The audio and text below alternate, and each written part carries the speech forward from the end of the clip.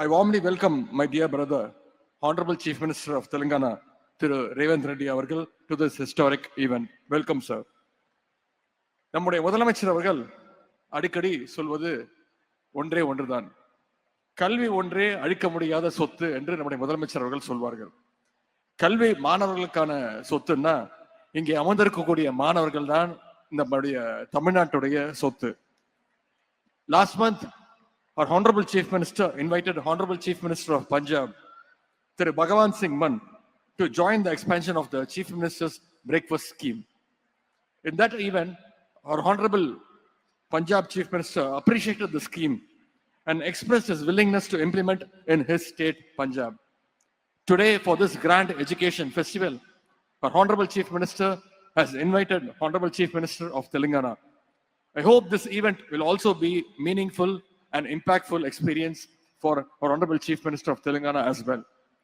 நம்முடைய திராவிட மாடல் அரசு பள்ளி கல்வி முதல் உயர்கல்வி மற்றும் வேலை வாய்ப்பு வரை மாணவர்களுக்காக ஏராளமான திட்டங்களை செயல்படுத்தி வருகின்றது.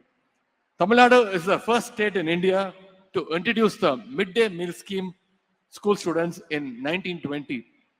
This historic achievement was pioneered by the Justice Party almost 100 years ago. அதே மாதிரி இந்தியாவிலேயே முதலாக பள்ளி மாணவர்களுக்கு காலை உணவு கொடுத்த முதல் மாநிலமும் நம்முடைய தமிழ்நாடு தான். வேலைக்கு காலை சீக்கிரம் எந்திரிச்சு போற பெற்றோர்கள் காலைல சமைக்கிறதுக்கு நேரம் இல்லாம குழந்தைகளுக்கு டிஃபன் செஞ்சு கொடுக்காத ஒரு சூழ்நிலை இருந்துச்சு.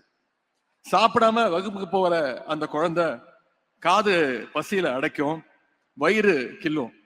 அவர்களால் எப்படி அந்த சமயத்துல பாடத்தை கவனிக்க முடியும்னு பெற்றோர்கள் வருத்தப்பட்டது உண்டு. இன்னைக்கு அந்த பிரச்சனைகள் எல்லாத்தையும் நம்முடைய முதலமைச்சர் அவர்கள் தீர்த்து வைத்திருக்கிறார்கள். பள்ளி படிப்பை முடிச்ச பிறகு குடும்ப சூழல் காரணமாக மாணவர்கள் உயர்கல்விக்கு வராமல் இருந்து விடக்கூடாதுன்னு தமிழ்நாடு அரசே கல்லூரி மாணவ மாணவிகளுக்கு புதுமை பெண், தமிழ் புதல்வன் போன்ற திட்டங்கள் மூலமாக மாதம் 1000 ரூபாய் கல்வி ஊக்கத்தொகையாக வழங்கி வருகின்றது. இந்த மாணவர்கள், இந்த திட்டத்தின் மூலம் பயன்பெறுகின்ற மாணவர்கள் இனிமே யாரும் நோட் புக் வாங்கணும், ப்ராஜெக்ட் மெட்டீரியல்ஸ் வாங்கணும், கால்குலேட்டர் வாங்கணும் அப்படின்னு அவங்களுடைய பெற்றோர்கள் கிட்ட போய் கேட்க தேவையில்லை. இது மாதிரியான பொருட்களை எல்லாம் நம்முடைய முதலமைச்சர் கூடிய இந்த காரணமாக மாணவர்கள் உயர்கல்விக்கு வராமல் இருந்து விடக்கூடாதுன்னு தமிழ்நாடு அரசே கல்லூரி மாணவ மாணவிகளுக்கு புதுமை பெண், தமிழ் புதல்வன் போன்ற திட்டங்கள் மூலமாக மாதம் 1000 ரூபாய் கல்வி ஊக்கத்தொகையாக வழங்கி வருகின்றது. இந்த மாணவர்கள், இந்த திட்டத்தின் மூலம் பயன்பெறுகின்ற மாணவர்கள் இனிமே யாரும் நோட் புக் வாங்கணும், ப்ராஜெக்ட் மெட்டீரியல்ஸ் வாங்கணும், கால்குலேட்டர் வாங்கணும் அப்படின்னு அவங்களுடைய பெற்றோர்கள் கிட்ட போய் கேட்க தேவையில்லை. இது மாதிரியான பொருட்களை எல்லாம் நம்முடைய முதலமைச்சர் கொடுக்கக்கூடிய அந்த 1000 ரூபாயிலே தாராளமா வாங்கிக்கலாம். இந்த திட்டங்கள் வந்த பிறகு பள்ளி படிப்பு முடித்து விட்டு உயர்கல்வி செல்லுகின்ற வாய்ப்பு இருந்தும் பொருளாதார சூழல் காரணமாக உயர்கல்வியை தொடர இயலாத கிட்டத்தட்ட 15000 மாணவர்கள் இன்னைக்கு உயர்கல்வியில இந்த திட்டத்தின் மூலம் சேர்ந்திருக்கிறாங்க.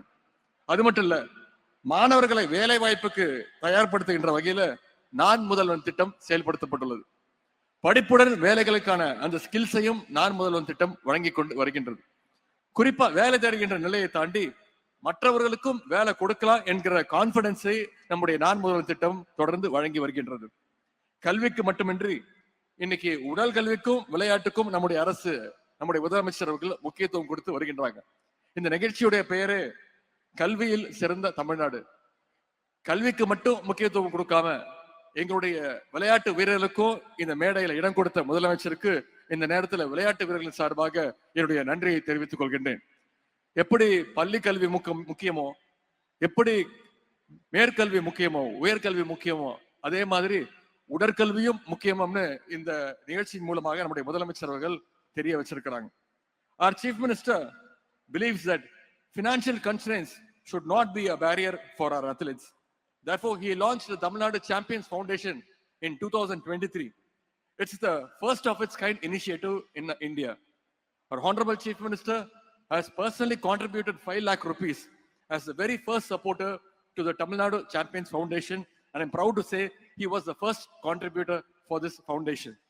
Tamil Nadu Champions Foundation மூலமாக இன்றைக்கு ஆயிரக்கணக்கான வீரர்களுக்கு சுமார் 25 கோடி ரூபாய் மதிப்பிலான நிதி உதவியையும் விளையாட்டு உபகரணங்களையும் வழங்கியிருக்கின்றோம். To encourage our youth in sports, our Honorable Chief Minister provided jobs for more than 100 athletes last year in government and public sector through the 3% reservation for sports person. We are also giving equal importance to para athletes. We have already established 6 para arenas across the state and 5 more will be set up soon. Our Chief Minister has been awarding high cash incentives to the para athletes on par with other players. This year, our government is committed to provide government jobs to 25 more para athletes.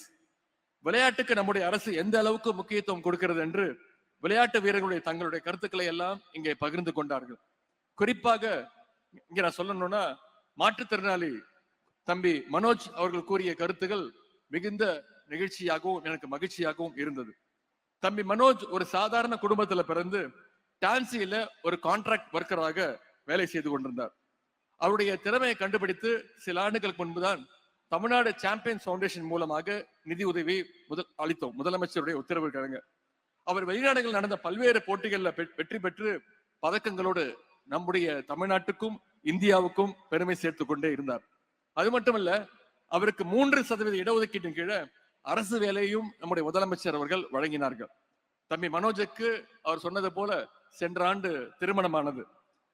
தன்னுடைய திருமணத்திற்கு என்னை அழைத்திருந்தார். நானும் மதுரைக்கு சென்று அவருடைய திருமண விழாவிலே என்னுடைய குடும்ப விழாவை போல மகிழ்ச்சியோடு கலந்து கொண்டேன்.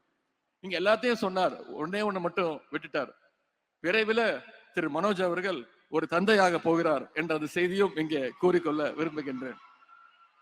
நேற்றுக்கு 2 நாட்களாக விருதுநகர், மதுரையில் பல்வேறு அரசு நிகழ்ச்சிகள், கட்சி நிகழ்ச்சி எல்லாம் கலந்து கொண்டு நேற்று நள்ளிரவு மதுரையிலிருந்து விமானம் மூலமாக சென்னைக்கு திரும்பி வந்து கொண்டிருந்தேன். அப்பொழுதுதான் நான் கவனிச்சேன், என்னை விட 2 சீட்டு தள்ளிதான் தம்பி மனோஜ் அவர்களும் உட்கார்ந்து இருந்தார். அப்ப கேட்டா எங்க சென்னைக்கா அப்படின்னு. ஆமா, நானும் சென்னைக்கு தான் வரேன். நாளைக்கு நேரு ஸ்டேடியத்தில் நடக்க போற அந்த நிகழ்ச்சியில நானும் கலந்துக்க போறேன், பேச போறேன் அப்படின்னு சொன்னார். எனக்கு அவ்வளவு மகிழ்ச்சியாக இருந்தது. திறமை இருந்தால் போதும். திறமையாளர்களுடைய வாழ்க்கையை மாற்றி காட்ட நம்முடைய அரசு எப்பொழுதும் தயாராக இருக்கிறது என்பதற்கு தம்பி மனோஜ் ஒரு சிறந்த எடுத்துக்காட்டு. இந்த விழாவுக்கு நிறைய ஆசிரியர்கள் வந்திருக்கிறீங்க, ஸ்டூடெண்ட்ஸும் வந்திருக்கிறீங்க. நான் அடிக்கடி ஆசிரியர்களிட்ட வைக்கக்கூடிய ஒரே கோரிக்கை இது மட்டும்தான். மேக்ஸ் டீச்சர்ஸ், சயின்ஸ் டீச்சர்ஸ் எங்களுடைய பிடி பீரியடை கடன் வாங்கி பாடம் நடத்துவதை அறவே தவிர்த்திட வேண்டும் என்று ஒரு விளையாட்டுத்துறை அமைச்சராக, விளையாட்டு வீரர்களின் சார்பாக, ஸ்டூடெண்ட் சார்பாக மீண்டும் என்னுடைய கோரிக்கையை நான் வைக்கின்றேன். இந்த நேரத்தில் ஒண்ணு மட்டும் நான் சொல்லி நிறைவு செய்ய விரும்புகின்றேன். பேரறிஞர் அண்ணா அவர்கள் ஒரு முறை சொன்னார்கள். அண்ணா சொன்ன வார்த்தை, நான் முதலமைச்சரான பிறகு 3 காரியங்களை தமிழ்நாட்டுக்காக, தமிழ் மக்களுக்காக செஞ்சிருக்கிறேன். தமிழ்நாட்டுக்கு தமிழ்நாடுன்னு பெயர் சூட்டி இருக்கிறேன். தமிழ்நாட்டுல ஹிந்திக்கு இடம் இல்ல, இருமொழி கொள்கை மட்டும்தான் அப்படின்னு சட்டம் ஏற்றிருக்கிறேன். சுயமரியாதை திருமணத்திற்கு சட்ட அங்கீகாரத்தை வழங்கியிருக்கிறேன். இந்த 3 விஷயத்தை நான் தமிழ்நாட்டுக்காக செஞ்சிருக்கிறேன். எனக்கு பிறகு ஆட்சிக்கு வரக்கூடியவர்கள் இந்த 3ஐயும் மாற்ற நினைத்தால் அவருடைய மனசுல ஒரு பயம் வரும், ஒரு அச்சம் வரும். அந்த அச்சம் வரும் போதெல்லாம் இதையெல்லாம் மாற்றிவிட்டால் மக்கள் நம்ம என்ன செய்வார்கள் என்கிற அந்த பயம் வரும். அந்த அச்சம் எதிரிகளை எவ்வளவு நாளைக்கு ஆட்டுகிறதோ அது வரைக்கும் தமிழ்நாட்டுடைய முதலமைச்சர் இந்த அண்ணாதுரை தான் என்று பேரறிஞர் அண்ணா அவர்கள் சொன்னார்கள். அதையே நான் இப்பொழுது கொஞ்சம் மாற்றி சொல்ல விரும்புகின்றேன். காலை உணவு திட்டம், புதுமை பெண் திட்டம், தமிழ் புதல்வன் திட்டம், நான் முதல்வன் போன்ற திட்டங்களை எல்லாம் நம்முடைய முதலமைச்சர் அவர்கள், நம்முடைய திராவிட மாடல் அரசு இன்னைக்கு வழங்கி இருக்கின்றது. இந்த திட்டங்களை எல்லாம் யாராவது ஒரு நாள் என்னைக்காவது மாற்றி விடலாம் என்று யாராவது நினைத்தால் கூட அவங்களுடைய மனசுலயும் நிச்சயம் ஒரு பயம் வரும். அந்த பயம் இருக்கிற வரைக்கும் இந்த தமிழ்நாட்டை ஆளுகின்ற போறவர் நம்முடைய முதலமைச்சர் திரு முத்துவேல் கருணாநிதி ஸ்டாலின் தான் என்றுதான் பொருள். இன்றைக்கு தமிழ் புதல்வன், புதுமை பெண் திட்டங்கள் மூலம் இந்த கல்வி ஆண்டிற்கான ஊக்கத்தொகை பெற்றுள்ள அத்தனை மாணவ செல்வங்களுக்கும் என்னுடைய வாழ்த்துக்களை நான் தெரிவித்துக் கொள்கின்றேன். இங்க இருக்கக்கூடிய மாணவர்கள் கல்வியில் சிறந்த தமிழ்நாட்டை இன்னும் பல உயரங்களுக்கு எடுத்து சென்று நம்முடைய மாநிலத்துடைய பெருமையும் இந்திய ஒன்றியத்துடைய பெருமையும் உலகிற்கு பறைசாற்றுவோம் என்று கூறிக்கொண்டு இந்த வாய்ப்புக்கு நன்றி கூறி விடைபெறுகின்றேன். நன்றி, வணக்கம்.